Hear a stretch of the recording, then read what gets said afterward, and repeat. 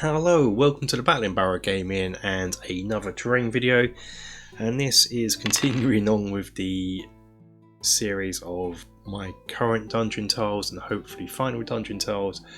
In this we're going to be looking at making stairs up and down and also doors that I want to look at a solution of doors, but also open doors and closed doors, and I think this is my ideal solution. The actual technical aspect of it, of making doors and detailing doors, I've got a video about that on the channel about making doors, so that might be better if you want more in-depth detail.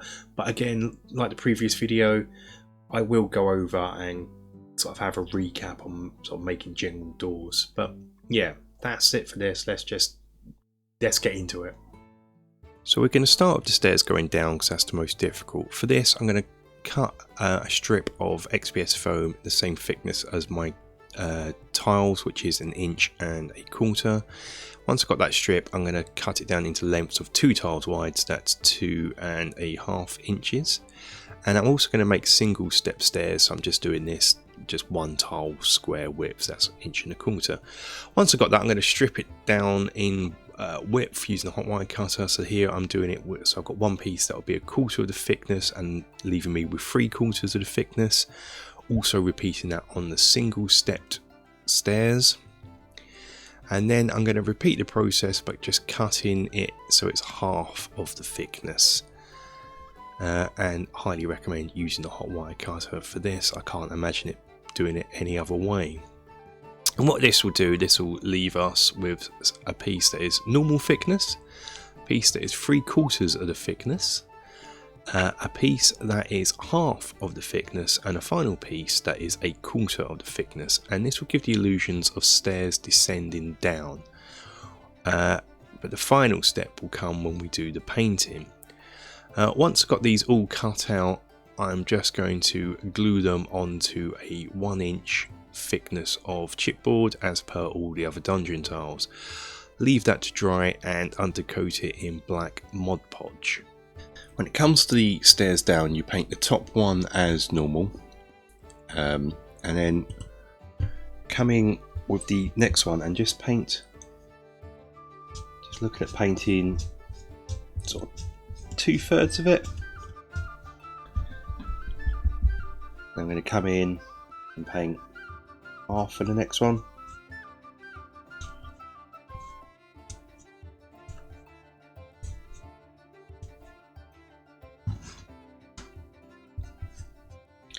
And then finally, what all we're going to do, really just paint the end here. Make sure.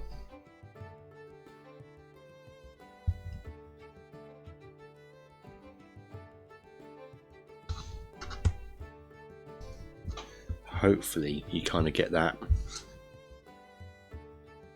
illusion of stairs descending into darkness.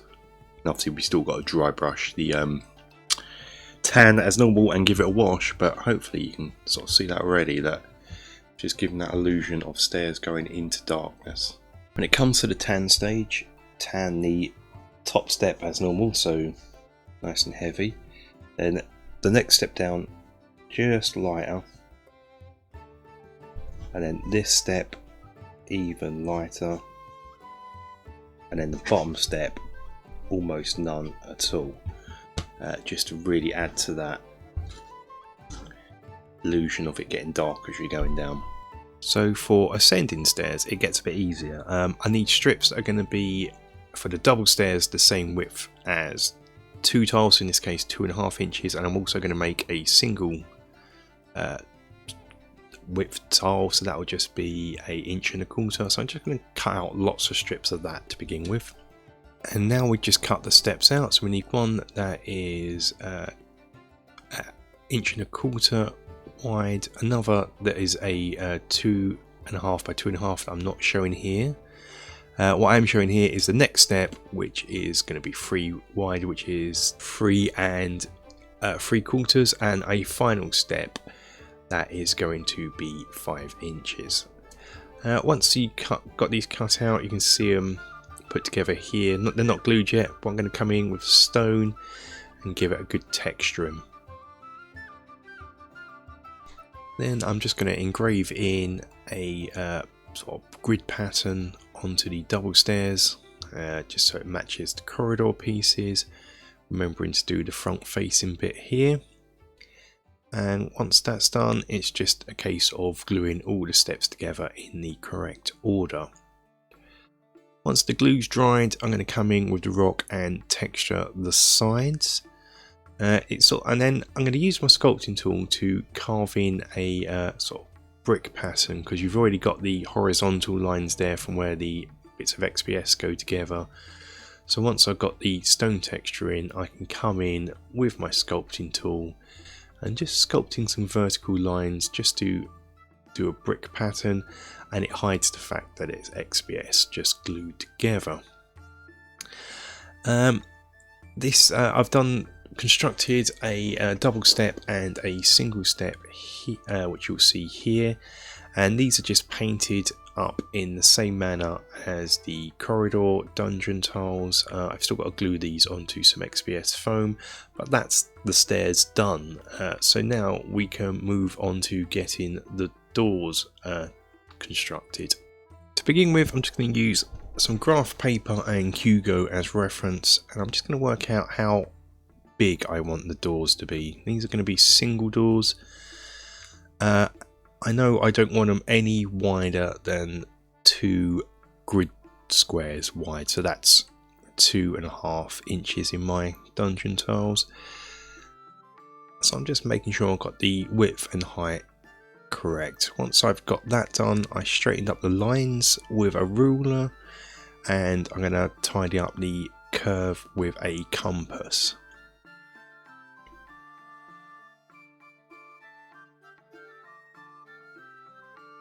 I've also done the same for a double door here, which is about the size of 4 grid tiles wide, and I'm just going to use some scissors to cut these out. And once I have them cut out, I'm going to trace round them on a thick bit of old card. Could have gone straight onto the card, but I wanted to use the grid paper for size reference. But you could miss this step out and just go straight onto the card. And then once I've traced around both of these, I just cut those out with scissors.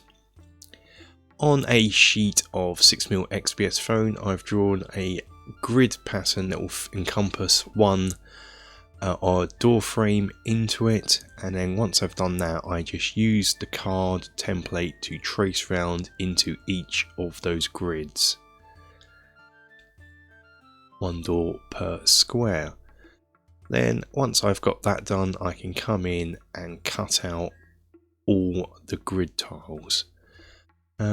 Just for ease here, I am using a very sharp craft knife rather than my hot wire cutter, but we'll use that in a moment.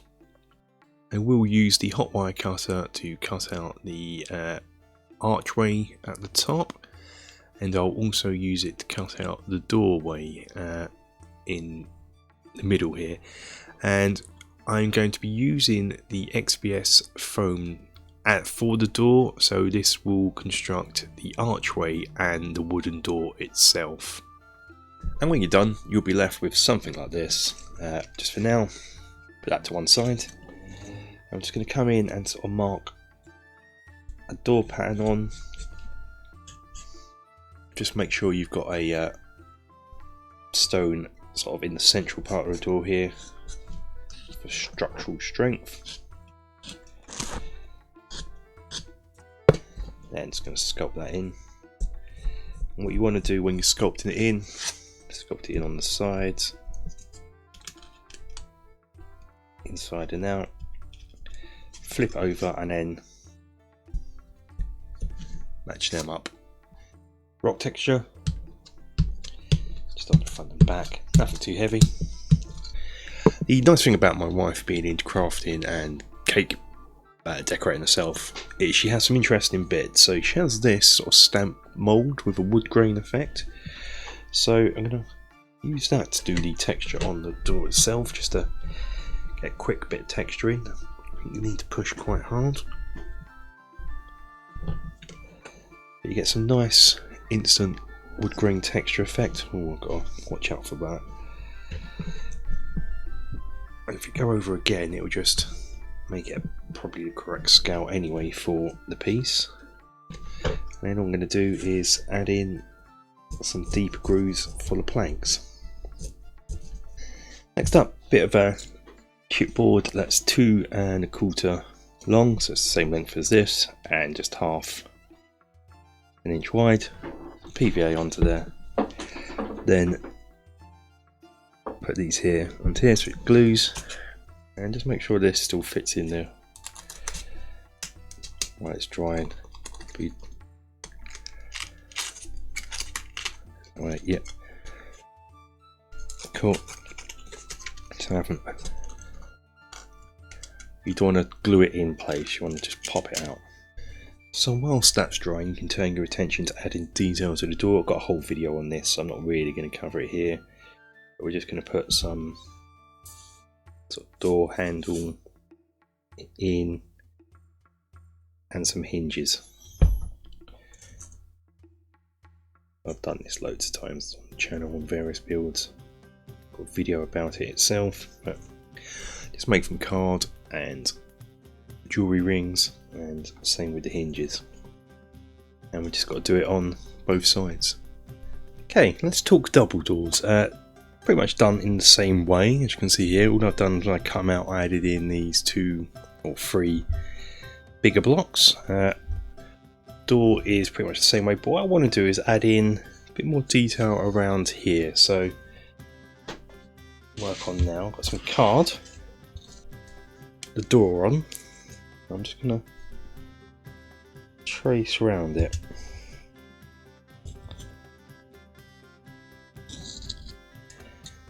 Now give me the door. And what I'm going to do is just roughly work out how I want it.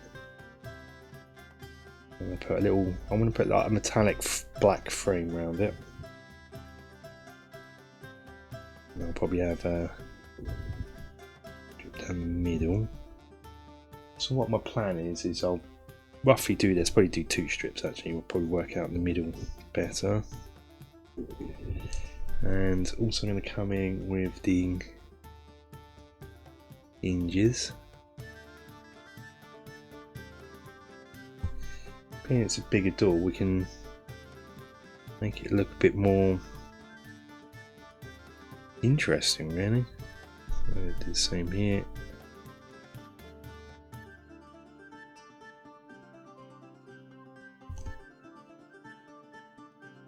And here. Something like that, and I'm going to have to do the same for the other side, which I'll do off camera. And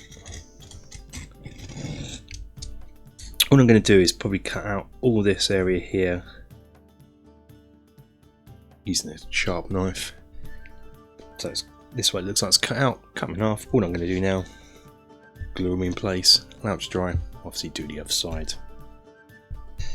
Next up, going to cut some little discs out from plastic rod. It's like about 1 mil in diameter. I'm going to cut them out about 1/2 mil thick, and I'm just going to glue them into here. Just the 4 bits here, so I've got glue on. If you want, you can do more, put them all the way around. It's up to you how much detail you give this. Now I'm just going to glue them here like so. I'll just do that on both sides. And once that's done, you can leave it all to dry. The door is then just going to be undercoated in brown, dark brown. Possibly don't want to put. There is a bit of Mod Podge in this mixture, but not a lot. Just because you don't want too much. You don't want to be covering up the detail, texture, the wood grain texture. Next up, get some Morphang brown and just dry brush over the dark brown. So what I want to get here is a nice rich brown on the door. It's not a weathered, like an outdoor door where it's going to be weathered. So yeah, I'm going to go for a fairly heavy dry brush on this. Paint the door furniture black. The door frame is undercoated in black and Mod Podge and then overbrushed with grey. Next, we are going to take some Ivory Tusk and just dry brush it over the grey. And this is what the doors will look like when they're complete. So we've got the double door here, looking great. And we have the single door. Now to get in and out of the rooms, it's just going to be a case of you stand your door up, and when you want to open the door, just pop that door out, and then you have an open door. And then when you want to close it, you can just quickly and easily put it back into place. Now, even though these are cut from the same template, human error slips in, so what will happen is this will probably only ever fit this frame. So to keep track of what's what, at the bottom I've just put a number here so you can see this is 9, 6 even. I'm looking upside down. On here you probably can't really see it, but I've just written in pencil that there's a 6 there. I may go over that in some sort of red felt tip pen or something, just so I know that frame 6 goes with door 6. And that's it, and that is the doors complete. Now what I'm going to do is we're going to reset up the layouts we did on the last video and add the doors and the stairs to them. So if we set up some of the stuff we'd set up in the previous tile video, you can see we're going to go back to the hooded man. You can see we've got some stairs here, some doors here, and this is how I'd set it up. So you've got your stairs over here leading up. Added some detail into the bar room. Could have done that in the last video, to be honest. But we have our doors in place here. This one leading outside, this one leading to the storeroom. And I've actually forgot to put a door there, so let us quickly add a door to there, like so. Which kind of, more over here. But that's how quickly it is to add a door in. So that's this one set up. Okay, so we are returning to Castle Caldwell. For this, just lots of doors. There's no stairs in here, but we do get that nice double door. So we're returning to the setup we did from the last tile video. Our double door entrance here. And even though it looked really clear last time of what was a separate room with the doors, it just adds to it. Yeah, just really adds to it. So really clearly see where rooms are separate from corridors and where you can get into those rooms from. So kept all the doors closed for the purpose of this video, and I need to set up my actual gaming board so I could set up the end towers, but I do have enough tiles to set that up so I can really set up the Castle Caldwell completely. I was probably not too sure you'd do this in a gaming session, but you know, you can get a nice representation of a game. The one we're going to look at for doors and stairs is doing the Red Brand hideout. If you watch previous videos when I set this up, I sort of redesigned it so it's in powers of 2 rather than powers of 3. But now we've got the doors in place and the stairs. You can clearly see what we're looking at here is that. And going up, I don't have enough stairs, so I should make some more stairs, but I'd always just swap them out for that corridor here. The secret room here, I have the stairs, these sort of stairs going down. So we'll be down from this room into this room, which is what this is trying to represent. So yeah, and so just with the doors added in, this looks already a lot clearer, even though it looked clear before without the doors, but we're still missing this corridor section. So corridor, cavern section, so that'll be the next dungeon tile video. So and that's it for this video. Until the next one, guys, take care.